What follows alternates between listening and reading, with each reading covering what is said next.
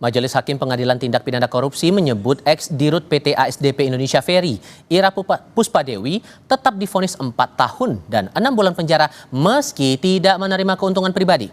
Ira dianggap memberi keuntungan kepada PT Jembatan Nusantara. Lalu apa yang menjadi pertimbangan hakim? Saya diskusikan ini bersama pakar hukum pidana Hipnu Nugroho. Prof. Hipnu, selamat malam dengan Tifal. Selamat malam Mas Tifal. Terima kasih sudah bergabung bersama kami. Dua hal yang menarik di sini. Ada dissenting opinion, ada hakim yang punya pendapat pribadi atau pendapat berbeda. Kemudian disepakati bahwa tidak ada keuntungan pribadi yang didapatkan para terdakwa, terutama terdakwa Ira. Menurut Anda, vonis yang dikeluarkan kemarin itu landasan hukum yang sudah cukup kuat? Ya, ini memang masuk kalau kita kategori korupsi yang korupsi tidak murni ya.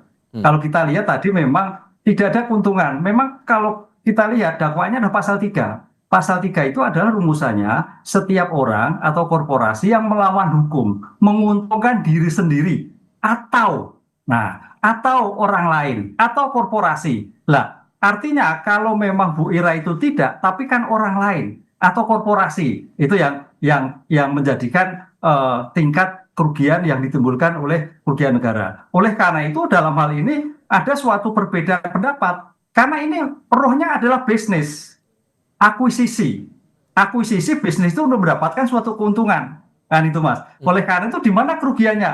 Nah, disitulah yang menjadikan problem. Kalau kita baca-baca dalam akuisisi itu ternyata tampaknya ada suatu tindakan yang tidak cermat, ada kapal-kapal yang bagaimana, kapal yang rusak, kapal yang tenggelam, itu masuk penilaian semua. Nah, sejauh mana kebenaran itu, inilah yang akan menjadikan kerugian itu kerugian suatu negara yang ditimbulkan akibat akuisisi yang bersangkutan. Itu kalau kita versi dari penuntut umum loh ya. Itu kalau kita melihat seperti itulah. Oleh karena itu dalam hal ini konteks korporasi kesengajaan itu kesengajaan kelalaian. Nah, pertanyaannya apakah ada kelalaian? Apakah ada benturan kepentingan? Apakah sudah ada tingkat kehati-hatian? Nah, disinilah saya kira tindakan Bu Ira ini kalau kita melihat dissenting opinion itu adalah perbedaan pendapat.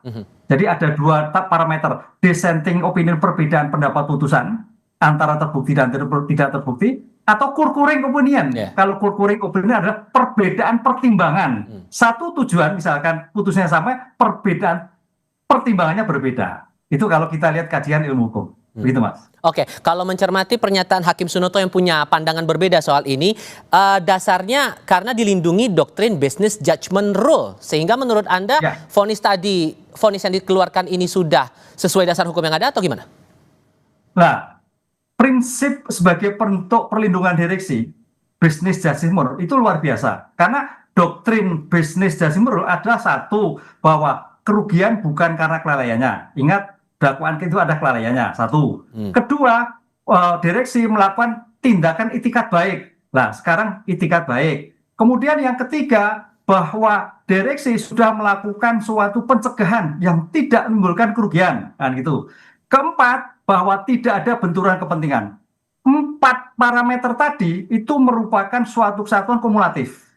Pertanyaannya, kalau dalam suatu pembuktian dari 4 parameter itu ternyata bertentangan, masuk kualifikasi korupsi.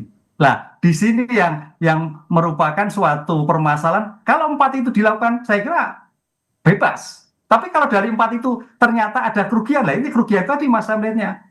Kelalaian tadi, kerugian ada suatu kerugian. Karena ini kan timbulnya kan kerugian itu sudah dihitungkan. Menjadikan kerugian bukan karena akibatnya, bisa, tapi kerugian dari kebijakannya yang merupakan tidak hati-hati dalam hukum pidana, tidak melakukan pencegahan. Nah, ketika business judgment itu dilakukan selengkap, ya saya kira pendapat Pak Ketua Hakim Sunoto betul, kan gitu. Tapi tampaknya dari 2 hakim yang memutus ada perbedaan pendapat, ada sebaliknya dari business judgment rule ada suatu kebalikannya.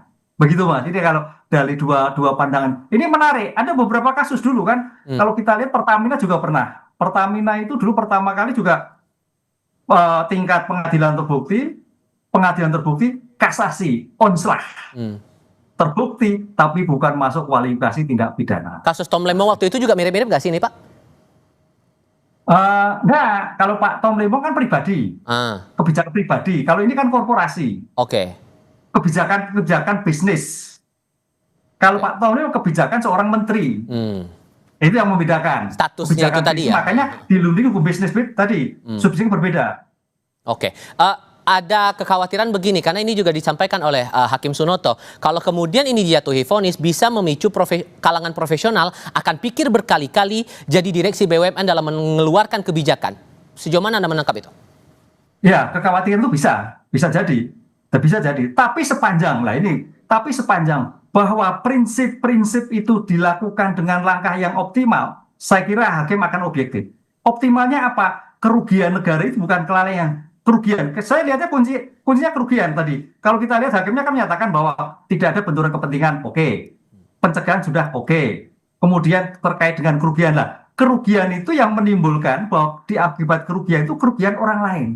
Kerugian milik korporasi, keuntungannya yang menimbulkan beban negara. Nah, tadi mengatakan beban negara menjadikan lebih besar. Itu yang menjadikan suatu pandangan dari dua hakim yang menyatakan terbukti, tapi satu hakim menyatakan tidak. Ini yang saya kira menjadi titik poin. Tapi ini yang karena business judgment itu sudah berlaku secara umum, Mas. Jadi sebetulnya tidak perlu khawatir, direksi nggak perlu sepanjang sudah melakukan optimalisasi bahwa kerugian bukan karena kelalaiannya. Tapi bukan bakal ada kekhawatiran lah, rasanya akan ada sedikit banyak orang yang takut kalau ngambil kebijakan A nanti dikira salah malah dianggap melanggar hukum dan lain-lain gitu. Ya, kekhawatiran itu bisa jadi. Tapi sepanjang prinsip-prinsip tingkat kehati-hatian, etikat baik dilakukan, tidak ada benturan kepentingan, kenapa? Tidak.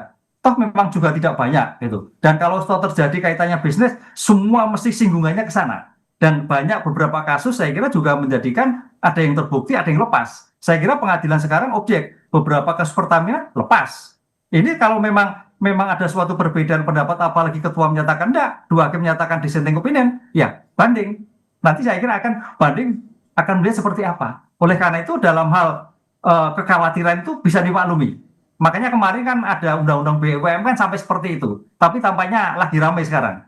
Lagi ramai. Karena konsep itikat baik, konsep kelalaian, ini akan tipis sekali, Mas, untuk terjadi suatu penyimpangan-penyimpangan.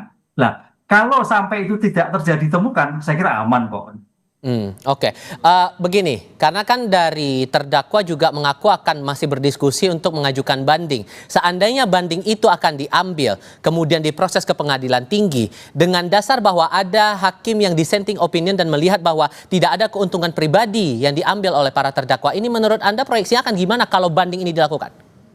Enggak, karena konsep peradilan itu adalah pemeriksaan judek fakta yang diperiksa dalam pengadilan negeri. Oleh karena itu setiap putusan hakim akan dihargai, akan dihormati. Oleh karena itu dengan pertimbangan dari putusan pengadilan negeri, nanti pengadilan banding akan melihat pertimbangan dari hakim 1, hakim 2, hakim 3 akan melakukan musyawarah, kira-kira yang tepat yang mana? Oh, ternyata yang tepat adalah Hakim Sunoto. Oh, itu mungkin masih dipakai. Oh, yang tepat adalah dua hakim yang lain. Itu yang akan jadi pertimbangan. Karena dalam suatu peradilan banding, apalagi nanti ini berlaku KUHP baru, kalau kemarin itu kan hanya melihat dokumen-dokumen, Mas Tifa. Besok diwajibkan pemeriksaan ulang kembali sebagai judik faksi.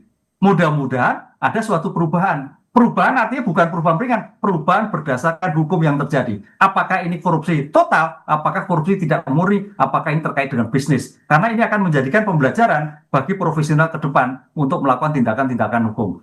Dan juga pembelajaran bagi penegak hukum kalau mempersangkakan tiap terjadinya suatu kebijakan direksi suatu perusahaan. Jadi pengambilan keputusannya andai kata banding itu akan dilakukan di pengadilan tinggi, Pak, akan rumitkah? Karena kan ini 2 lawan 1 nih, 2 yang mengajukan tetap divonis, sementara 1 dissenting opinion.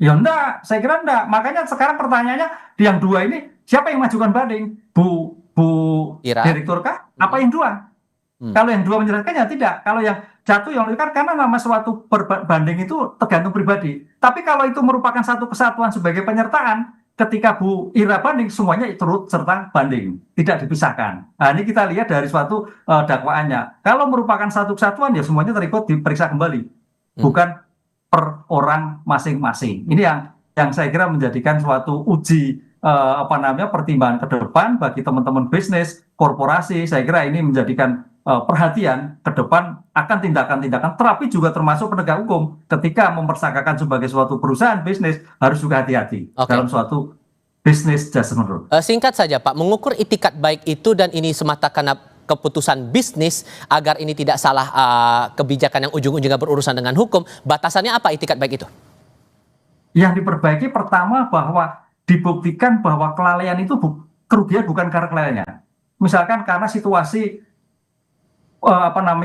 situasi alam atau situasi ekonomi yang kacau, bukan karenanya, atau kemudian karena faktor-faktor eksternal, itu tingkat kerugiannya. Kemudian juga bahwa seorang direktur sudah melakukan dengan itikat baik, tidak sedikit pun untuk mencari keuntungan, tidak sedikit pun untuk melakukan suatu tindakan melawan. Itikat baik berarti sesuai dengan SOP yang berlaku, sesuai dengan standar yang berlaku. Ketiga, bahwa tidak ada benturan kepentingan, bahwa ini karena keponakannya, bukan rekannya, karena dan sebagainya.